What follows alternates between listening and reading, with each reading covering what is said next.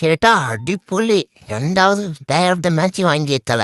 சத்தியமா சொல்றேன், பொம்மலா மாதிரி ஒரு ஆளை எங்க உலகத்திலே 2 நிமிஷம் இருக்குமான்னு நினைக்கிறேன். வந்துட்டு சும்மா வேற மாதிரி போலிங் போடுறான்பா. இந்த வீடியோல இந்தியா வர்சஸ் இங்கிலாந்தோட மேட்ச் வீடியோ ஃபன்னா பார்க்க போறோம். ஸோ மறக்காம கடைசி வைக்க வீடியோ பாருங்க. மறக்காம சப்ஸ்கிரைப் பண்ணி தட்டி விட்டுருங்க. ஃபர்ஸ்ட் இங்கிலாந்து டாஸ் ஜெயிச்சு நாங்க பவுலிங் போட்டுக்கிறோன்னு சூரியகுமார் யாதவும் நாங்களும் பேட்டிங் மட்டும்தான் ஆட வந்திருக்கோம், நாங்களும் பேட்டிங் தான் சூஸ் பண்ணுவோம் அப்படின்னு சொன்னாப்ல. அப்போ டாஸுக்கு அங்க மரியாதையே இல்லை. ஆனா இந்த வேர்ல்டு கப் ஃபுல்லா அபிஷேக் சர்மா அடிப்பான் ஒரு மேட்ச் கிழிச்சிருவான், அவ்வளவுதான் முடிஞ்சது அப்படி இப்படின்னு நினைச்சிட்டு தான் இருக்கேன். அவன் கடைசி வரைக்கும் அடிக்க மாட்டான். ஜிம்பாவே மட்டும் ஈஸியா அடிச்சு போட்டீங்களா. சஞ்சு சாம்சனுக்கு ஹாரிப்புக்கு ஒரு கேட்ச் ஒரு முட்டம், அவங்க விட்டதுதான் மேட்ச். அவ்வளவுதான் இடிச்சு எடுத்துறான் பஞ்சிதம்ல. அதுக்கப்புறம் வச்சு கீழிக்க ஆரம்பிச்சிட்டாங்க. அவர்கிட்ட எனக்கு பிடிச்சது என்னன்னாக்கா, டீமுக்காக ஆடுறதுதான். அவர் நினைச்சிருந்தாருனாக்கா ஈஸியா அந்த 89 ஒரு அண்டானா மாத்திடுறான். பிளேயர் ஆஃப் த மேட்ச் வாங்கிட்டு இந்த மேட்ச் பும்ராக போயிட வேண்டியது. அவர் வந்து அவர் போலிங் போலன்னா இந்த இடத்துல நிற்க முடியாது அப்படின்ட்டு வேற மாதிரி அவன் ஸ்பீச் கொடுத்துருப்பாரு. தாண்டி இன்னும் ஈஸியா அண்டர் அடிச்சிருக்கலாமே, ஏன் அடிக்கல அப்படின்னு கேட்டதுக்கு அவன் ஒரு பதில் சொன்னான் பாருங்க. இது நீங்க டீமா ஆடாடும் போது அண்டர் 50 பத்தி யோசிக்க முடியாது, அது நீங்க ஓடிஐ டெஸ்ட்னாகவும் யோசிக்கலாம். T20ல 250 அடிச்சாரே இங்க பத்த மாட்டேங்குது. ஸோ அதனால அந்த கூட அந்த ப்ராசஸில் உங்களுக்கு 100 வந்ததுன்னா ஓகே, இல்லைனாக்கா 98 இருந்தாலும் சரி, இல்லை 89 இருந்தாலும் சரி, அவுட் ஆகிட்டு போயிட்டு தான் இருக்கணும். வேற மாதிரி ஸ்பீச் கொடுத்தான் ஃபஞ்சு சாம்சன். சல்யூட் தரவனது. அதுக்கு அடுத்ததான் இஷான் வழக்கம் போல ஃபார்ம்ல இருக்கான். மேனிங் ஃபார்ம் அவன் வந்துட்டு ஒரு 38 ரன் வச்சு அவனுக்கு கீச்சிட்டு போயிட்டான். என்ன கொஞ்சம் அவசரப்பட்டுன்னு தோணுது அடிக்க போய். அதுக்கடுத்து திடீர்னு சிவன் ரூபி இறக்கி விட்டாங்க. ஸ்பின்னர் போய் அடிச்சு நொறுக்குறான்ட்டு அவன் வந்து ஒரு கிரைசிஸ்னா காரணம். 24 பால்ல 45 ரன்ஸ் வச்சு கிழிச்சிட்டு வந்தான். என்ன அவன் வேற எந்த பாலால அவுட் ஆக முடியாது. நம்ம டீம் ரேஸே போதான் அவனை ரன் அவுட் ஆகுது. சூரியகுமார் யாதவ் வழக்கம் போல பெரிய டீமுக்கு ஏறா என்னால அடிக்க முடியாதுப்பா அப்படின்னு சொல்லிட்டு அவுட் ஆகிட்டு போயிட்டாப்ல.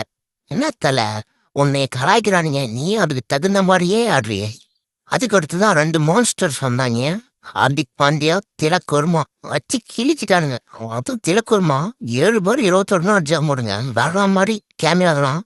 அப்புறம் ஹார்திக் பாண்டியா மறக்கக்கூடாது, வேற மாதிரி கேமியோ நான் தான் அவ்வளோ. ஆனா என்ன இன்னும் அதிகமா ரன்னு போயிருந்தது. சிவந்த வேற ரன் ஆக்கி விட்டாரு. 250க்குன்னா டார்கெட்டுப்பா, அவ்வளோதான் முடிஞ்சு. இதுக்கப்புறம் நம்ம எவனாலே தோட்டவே முடியாது அப்படின்னு நினைச்சா வந்தான் பாருங்க. ஜேக்கப் பெத்தல் வந்துட்டு ப்ராப்பர் கிரிக்கெட்டிங் ஷாட் ஆடிட்டு இருக்கான் மாட்டுன்னு. யாரா மாதிரி ஆனா ஆசிபி எங்கன்றா போயிட்டீங்க அவனை. ஆனால் ஃபியூச்சர் வந்து பார்த்தீங்கன்னாக்கா ஜேக்கப் பெத்தல்ன்றது தெளிவாக தெரியுது. அதுவும் ஒரு ஹை ப்ரெஷர் மேட்ச்சில் 250 சேஸில் வந்துட்டு வேற மாதிரி ஆடி கொடுத்துட்டு போயிட்டான் மாட்டுன்னு. கூட வில் ஜாக்ஸும் கொஞ்சம் நல்ல செம்மையாக ஆடினாரு, மற்றபடி வேற யாரும் சொல்கிற அளவுக்கு ஆடலை.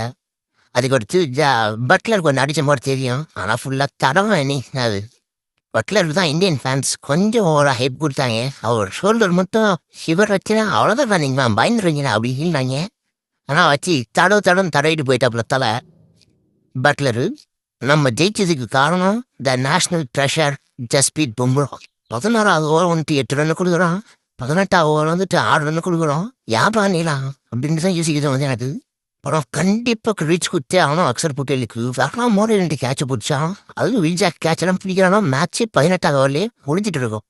அக்சர் பட்டேல் எப்பெல்லாம் டீம் கொலாப்ஸில் இருக்க வந்து காப்பாற்றுறாங்க. போன வருஷம் T10 வேர்ல்ட் கப்னு இதே தான் 2024ல் இப்பயும் அவன் காப்பாற்றிட்டு கேட்ச்லாம் பிடிச்சி. ஸோ வேற மாதிரியான டீம் பெர்ஃபார்மன்ஸ். அஷ்தீப் சிங்கை மறந்துடாதீங்க, இல்லைன்னா அது ரன் கொடுத்தாலுமே அப்படியே செம்மையா போலிங் போட்டுருவாரு. வில்ஜாக் 60 தான் எடுத்தாரு. அதுக்கடுத்து இவரை என்னைக்கே மாக்காதீங்களா ஹார்திக் பாண்டியா அடிச்சு 2 ஓவருக்கு 40 ரன் இருக்கும் போது ஹார்திக் பாண்டியா எல்லாம் தூபே 2 பேரும் போட போறாங்க அடிச்சு கீச்சிக்கலாம் அப்படின்ட்டு வந்தானுங்க. உள்ள வந்தான் பாருங்க. 10வது ஓவர் வந்துட்டு 9 ரன் கொடுத்துட்டு போறாங்க. அதுவும் ஒரு விக்கெட் சாம் கரன்.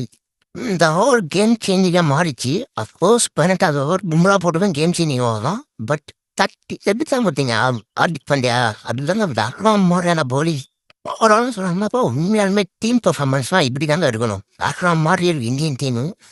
ஆனால் அடுத்த மேட்ச் அகமதாபாத்ல அவர் அனுப்பிச்சாலும் கொஞ்சம் ரொம்ப பயமாக இருக்கு. இந்த ஸ்டேட் கேட்டை பார்த்தாலே பயமாக இருக்கேடா.